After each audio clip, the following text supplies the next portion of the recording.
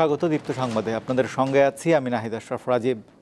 প্রধান উপদেষ্টা অধ্যাপক ডক্টর মোহাম্মদ ইউনূস বলেছেন, রোহিঙ্গা সংকট বাংলাদেশে বড় চ্যালেঞ্জ তৈরি করেছে। রোহিঙ্গা প্রত্যাবাসনে তিনি বিশ্বের নেতাদের সহযোগিতা চেয়েছেন। কাতারের রাজধানী দোহায় আজ আর্থানা সামিটের উদ্বোধনী অনুষ্ঠানের ভাষণে কথা বলেন শান্তিতে নোবেলজয়ী অধ্যাপক ইউনূস। বলেন, পরবর্তী প্রজন্মের জন্য সমৃদ্ধ ও টেকসই পৃথিবী রেখে যেতে হবে, যা করতে হবে জ্ঞান, উদ্ভাবন ও প্রযুক্তির সংমিশ্রণে। আগামীর পৃথিবীর তরুণদের জ্ঞান বিজ্ঞানে এগিয়ে নিতে যথাযথ প্রশিক্ষণ ও প্রযুক্তির উদ্ভাবন জরুরি বলে উল্লেখ করেন বাংলাদেশের অন্তর্বর্তী সরকারের প্রধান।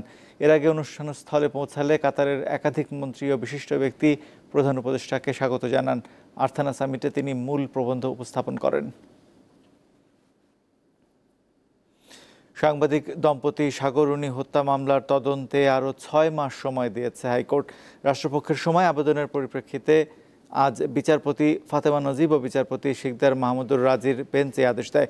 গত বছরের 23 অক্টোবর হাইকোর্টের নির্দেশে সাগররুনি হত্যা মামলার তদন্তে পিবিআই প্রধানকে আহ্বায়ক করে 4 সদস্যের উচ্চ পর্যায়ের টাস্ক ফোর্স কমিটি গঠন করা হয়।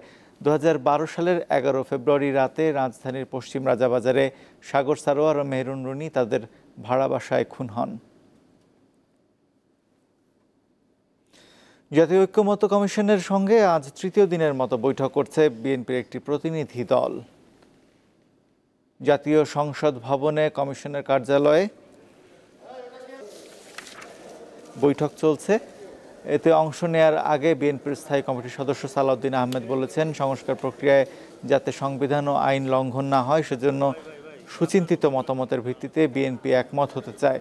তিনি বলেন, আলোচনার মাধ্যমে সংস্কারের একমত হওয়া সম্ভব।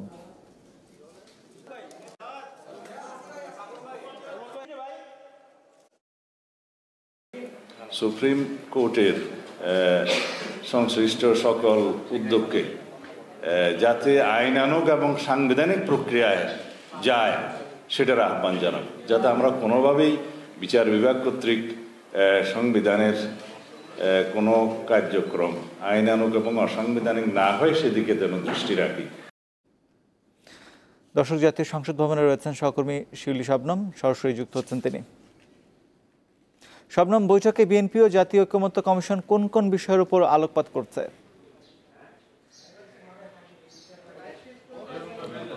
রাজীব, সকাল 11টায় বিএনপির সাথে ঐকমত্য কমিশনের বৈঠকটি শুরু হয় এবং প্রায় 1:30টার দিকে সে বৈঠকের একটা বিরতি হয় এবং বিরতিতে বিএনপির স্থায়ী কমিটির সদস্য সালাউদ্দিন আহমেদ গণমাধ্যমের সাথে কথা বলেছেন। আমরা দেখেছি যে গণমাধ্যমের সাথে কথা বলার পর তার কাছ থেকে আমরা যেটা জানতে পেরেছি, আসলে এই তৃতীয় দিনের অর্থাৎ তৃতীয় দফায় বৈঠকের পরেও বিএনপির সাথে ঐকমত্য কমিশনের কিছু বিষয়ে দ্বিমত থেকে গেছে এখনো পর্যন্ত। তবে তারা বলছেন যে বেশিরভাগ ক্ষেত্রেই তারা একমত হয়েছেন ঐকমত্য কমিশনের সুপারিশগুলোর ভিত্তিতে। আর যেসব ক্ষেত্রে দ্বিমত রয়েছে সে বিষয়টা নিয়ে যদি একটু বলি, যে আমরা গত আলোচনায় যেটা দেখেছিলাম যে কোনো ব্যক্তি দুবারের বেশি প্রধানমন্ত্রী হতে পারবে না। ঐকমত্য কমিশনের এই প্রস্তাবের বিরোধিতা করছেন বিএনপি। তারা বলছেন যে কোনো ব্যক্তি পরপর দুবার প্রধানমন্ত্রী হতে পারবে না, সেই ব্যাপারে বিএনপির সুপারিশ। তবে গ্যাপ দিয়ে যদি কোনো ব্যক্তি প্রধানমন্ত্রী হন এবং দেশে যদি একটি সুষ্ঠু নির্বাচন ব্যবস্থা থাকে, নির্বাচন কমিশন স্বাধীনভাবে যদি কাজ করার সুযোগ থাকে, সেক্ষেত্রে কোনো ব্যক্তি যদি গ্যাপ দিয়ে তৃতীয়বারের মতো প্রধানমন্ত্রী হন, সেক্ষেত্রে আসলে সেটাই হওয়া উচিত এবং এই অপশনটা আসলে রাখা উচিত। কারণ এর মাধ্যমেই গণতন্ত্রের প্রকাশ ঘটবে এবং যেহেতু বাংলাদেশ একটা গণতান্ত্রিক দেশ, এই চর্চাটা থাকা উচিত এবং এই অপশনটা থাকা উচিত। এছাড়া আরেকটা যে বিষয়ে আমরা দেখেছি যে তৃতীয় দিনেও বিএনপি ঐকমত্য কমিশনের সাথে একমত হতে পারেননি, সেটা হলো প্রধানমন্ত্রী, সংসদ প্রধান, সংসদ নেতা এবং দলীয় প্রধান, এই 3 পদে একই ব্যক্তি থাকতে পারবেন না। বিএনপি এক্ষেত্রেও দ্বিমত প্রকাশ করেছেন। বিএনপির মত হলো আসলে এটা একটা গণতান্ত্রিক চর্চা এবং এ বিষয়ে সংস্কার কমিশন, ঐকমত্য কমিশনের অপশন থাকা উচিত। এছাড়া অন্যান্য বেশিরভাগ ক্ষেত্রে বিএনপি একমত জানিয়েছেন। তবে বিএনপি ঐকমত্য কমিশনের সাথে একমত সেটা হচ্ছে যে একটি ব্যালেন্স রাষ্ট্র ব্যবস্থা কিভাবে গড়ে তোলা যায় এবং প্রধানমন্ত্রীর ক্ষমতা কিভাবে বিকেন্দ্রীকরণ করা যায়। তো রাজীব, এই ছিল আমার কাছে এখান থেকে সর্বশেষ খবর। শিউলি, আপনাকে ধন্যবাদ। মুক্তিযুদ্ধের সময় মানবতা বিরোধী অপরাধের মামলায় জামায়াত নেতা এটিএম আজহারুল ইসলামের মৃত্যুদণ্ডের রায়ের বিরুদ্ধে আপিল শুনানি হবে 6 মে। আপিল বিভাগের পূর্ণাঙ্গ বেঞ্চে এই বিষয়ে শুনানি হবে। আজ প্রধান বিচারপতি সৈয়দ রেফাত আহমেদের নেতৃত্বে 4 বিচারপতির আপিল বেঞ্চ এই আদেশ দিয়েছে। 26 ফেব্রুয়ারি জামায়াত নেতা এটিএম আজহারুল ইসলামের মৃত্যুদণ্ডের রায়ের বিরুদ্ধে আপিলের অনুমতি দেয় সর্বোচ্চ আদালত। 2014 সালের 30 ডিসেম্বর আজহারকে ফাঁসিতে ঝুলিয়ে মৃত্যুদণ্ডাদেশ দেয় আন্তর্জাতিক অপরাধ ট্রাইব্যুনাল। 2019 সালে মৃত্যুদণ্ডের রায় বহাল রাখে তখনকার প্রধান বিচারপতি সৈয়দ মাহমুদ হোসেনের নেতৃত্বাধীন আপিল বিভাগ। এই রায়ের বিরুদ্ধে রিভিউ আবেদন করেন জামায়াত নেতা আজহারুল ইসলাম। ইলিশের মৌসুম এলেই সুন্দরবন ও বঙ্গোপসাগরের উপকূলীয় এলাকায় জলদস্যুদের দৌরাত্ম্য বেড়ে যায়। ট্রলার, জাল ও মাছ লুটের পাশাপাশি জিম্মি করা হয় জেলেদের। সম্প্রতি বিভিন্ন বাহিনীর কয়েক ডজন দস্যু আত্মসমর্পণ করলেও অনেকে এখনও সক্রিয় রয়েছে। 2016 সালের 31 মে সুন্দরবনের মাস্টার বাহিনীর 10 জলদস্যু 52টি দেশি বিদেশি আগ্নেয়াস্ত্র ও 5000 রাউন্ড গুলিসহ আইন শৃঙ্খলা রক্ষাকারী বাহিনীর কাছে আত্মসমর্পণ করেন। গত 4 মাসে জলদস্যু মজনু আলম, শান্ত ও ইলিয়াস বাহিনীর আরও অর্ধশতাধিক পেশাদার জলদস্যু র্যাবের কাছে অস্ত্রসহ আত্মসমর্পণ করেন।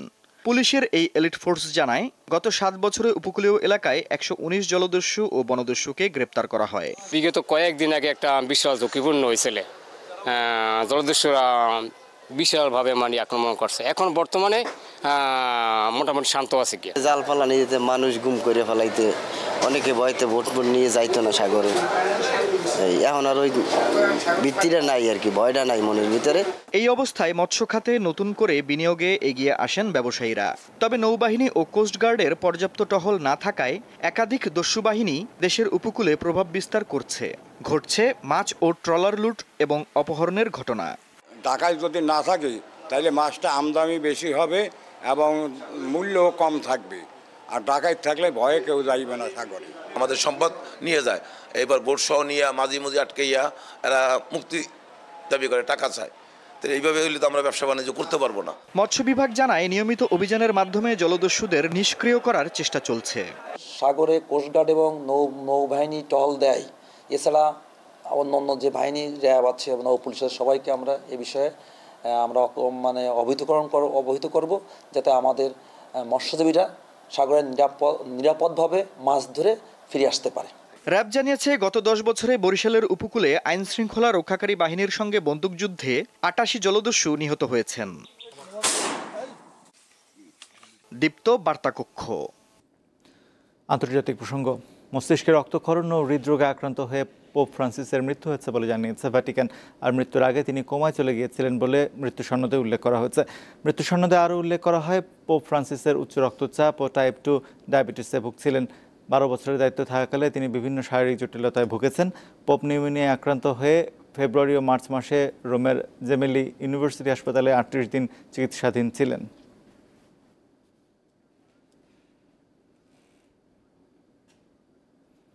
এই ছিল এখনকার মতো। আমাদের পরবর্তী সংবাদ বেলা 3টায় দেখার আমন্ত্রণ রইল। এছাড়া আরও বিনোদন ও সংবাদ পেতে যুক্ত থাকুন দীপ্ত টিভির ডিজিটাল প্ল্যাটফর্মগুলোতে।